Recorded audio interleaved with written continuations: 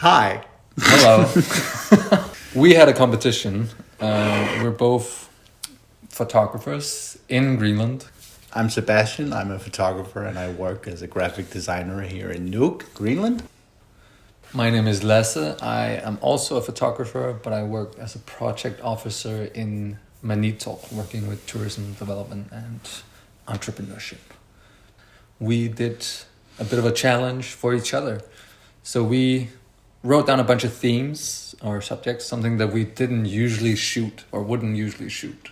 Yeah, or thought that the other one would have a challenge with. Yeah.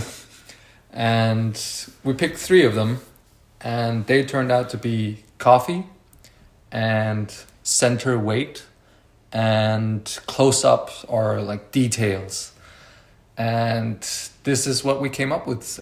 So when we first got the theme coffee, I thought of a assignment I had earlier this year where I took pictures of Greenlandic food, all sorts of things like shrimps and metdek and dried fish.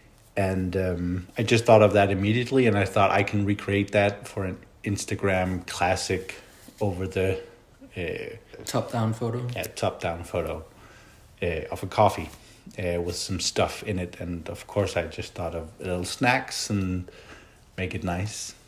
And I included the Greenlandic traditional coffee, Arabica coffee, just as a little to keep it Greenlandic.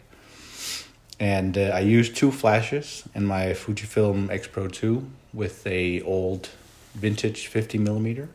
Working with the photo, you're just working with the surface and you're trying to make it work as you take photos from top. And it was a fun assignment to work on. I don't usually take these photos. I only did it once for that assignment. So it was really nice to revisit the style and try to make it work. Yeah. I really like the elements but they feel a bit distant from the coffee itself. Yeah, I think I gave a little too much space. Yeah. At least compared to yours. But I guess that's how we see it when we work with it. Yeah. Because I was actually, now that you mention it, when I was working with this, I was very happy with my result. I was like, this is working. It's nice. I was thinking maybe I should have coffee beans, but I was like, we didn't have them. So I was like, well, it's fine. But that was the only thing I was like, no, it could have been better with coffee beans, but it's fine.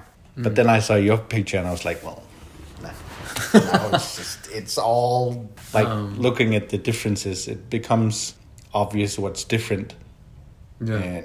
And I don't think it's bad, my photo, but it's like, I mean, yours looks like an ad. Like it could be an ad in a magazine, and mine is more like a cozy. Yeah, I think you hit like an Instagram style better than I did. And I spend a lot of time looking at like Instagram, like really cozy pictures. Like I search on #hygge and #coffee. Like I really tried to find something that I really liked, and then would like take elements from to add into my picture. And I was reminded of this specific Instagrammer called @BHemsborg or Bemsborg. We'll post a link to her, and she takes like these super cozy images, and I just really wanted to hit that style. I'm really happy with the final result. But I've never taken a photo like this, and like finding the props and like when you're in it, when you're putting them together at first, it seems so messy. Like but in the photo it really works like this. But that's the thing, like you would never have it set up like this in a natural setting. There's no natural setting like that. Exactly. But it works for a photo. Exactly. which was really strange at first. Yeah. But as you like moved the stuff around and took a picture, looked at it, no, I think this should be closer, and then try to frame the coffee with the book and the Christmas decorations. And I also think actually the coffee cup you chose and the coffee itself, it's pretty small. Yeah. And I went not as big as I could, but like pretty close. Because I wanted to be like dominant. But yours works well because it makes more room for all the other stuff. Yeah. It really makes the mood stand out more. Yeah, I'm really happy with it. And I shot it just with, I have a Fujifilm X-T2, and I just shot it with my standard 18 to 55 lens, and just literally the dinner room lights. Like I didn't use anything else. You don't need all that fancy gizmo. No, you don't. But it like again, for professional photography, like I would much rather have your setup. Thank you. I would much rather have your table. Yeah, it's a really nice table. And your stuff. I mean, the Christmas things are really nice. And the sealskin, like Greenlandic stuff right there. Yeah. Really nice. Yeah, I got really lucky with it. And the book is like an old book about birds that I got from my grandfather. And I first tried to have it with like an image of of the snowy owl, but the words ended up feeling more cozy in it. Another thing, actually, now looking at yours, I was hoping to get some of that foam you got. Yeah. The golden brown foam. I have none of that. And I was looking at the samples of coffee shots, and there's so many latte art. Yeah. I was like, damn, I wish I could make stuff like that. Yeah, Because that would have been helpful too. Yeah, I considered going to a cafe and shooting, but yeah, well, it would like it. Now having done it at home, it literally took like almost 2 hours. Yeah. Trying to get a nice shot. Like I shot in front of the Christmas tree. I shot here on the couch, like under a blanket. And also, you need to transport that coffee if you ordered it. Because I think there would be like some Christmassy things, like really cozy things you could find in some of the cafes. Yeah, but then you'd be the weird guy sitting on the That's shot. the thing, which is why I'm glad I just did it at home, and it actually turned out really well. Shall we cut to the second image? So for the second image, I was on a walk. What theme was it? Right, it's the center weight photo. And I spotted an eagle while walking, and I put on my 100 to 400 and really hoped for the eagle to come closer. Yeah. Because I thought that would. That's an eagle? No, it's a raven. Yeah. That's why I put on the 100 to 400, and then I walked towards the beach, and then I spotted this raven just sitting on a small rock. Oh, that's nice. And I ended up really loving. Like at first, I didn't think it was gonna be the photo I ended up using, but when I came back to editing, I really loved the blue of the ocean against like this white patch of snow, and you ended up like having a really central focus, because there isn't much detail in the foreground and there isn't much detail in the background. So that's what I ended up choosing, and I shot a bunch of the raven because it was like with the 100 to 400 it doesn't care. But I actually tried a bunch of different things, because right as I was standing there, the light or the sun came over the clouds and just lit up the waves like halfly. So you would get these really nice ripples of dark light. And there were birds like in the water. At first I thought that was going to be the photo I ended up using, because I ended up capturing one of the birds like taking off, and it was really central, and you just had all those nice lines. But in the end, this was like more simple. The other one felt in the end like too busy. Yeah. I think that's when I shoot stuff like this, I also notice when I put subjects in the middle, it's usually very simple. You get so focused in on the subject that if you have too many distracting things on either side, it doesn't become like center focus. So I think it's quite natural that you chose this one. The contrast of the snow and the ocean and then the raven there, because it really just puts it right in the center, and you're just relaxing when you're looking at it, because there's not much to look at. Exactly. Which is the point. I did have to remove 3 ducks like in the top frame, which were just distracting. Yeah. But they for were example, tiny. But yeah, I'm actually really happy with the shot. It turned out pretty nice. The blues are quite rich and dark, but yet noticeably blue. Yeah. Which is a nice feature as well. So it's a subtle, deep color. Yeah, I worked on that. Yeah, that's not straight out of camera. No, that's not straight out of camera. Like I wanted the focus to be like around in the center, but I still wanted to keep some color because I really like. It was blue, but it wasn't this dark blue. Yeah. But yeah, it turned out really well. And since you won, like we've done this challenge before, and since you won the first one, I wanted to bring my A game. So I spent a lot of time with each of these images. That's good, because now I want to bring my A game to the next one. All right, so your photo. Yeah, my photo is the one of the boat on the harbor, and I was actually prepping my coffee shot. And I realized that I don't have a lot of daylight left because I only thought of that coffee shot, and the rest were like, I'll get them. And then I realized like it's overcast, as you can see, and it's just, well, I had to go out and take some pictures in daylight. And so I went to the harbor, which weren't far off, and I thought, well, there's definitely some opportunities there because there's either going to be like the ocean or boats or patterns, all sorts of things down at the harbor. So I went down there and I took different pictures. This was one of the last ones. I actually first shot it with the 50 millimeter, but it was quite tight. But then I thought, why don't I just use my 23? And that's what I got. Well, I just focused on having the boat in the middle, made it so that you get the contrast of the mountain on the back. And on top of the mountain, there's actually buildings, which I removed in Photoshop because it just ruined the balance center as well. So I just cleared those out and made the focus on the boat.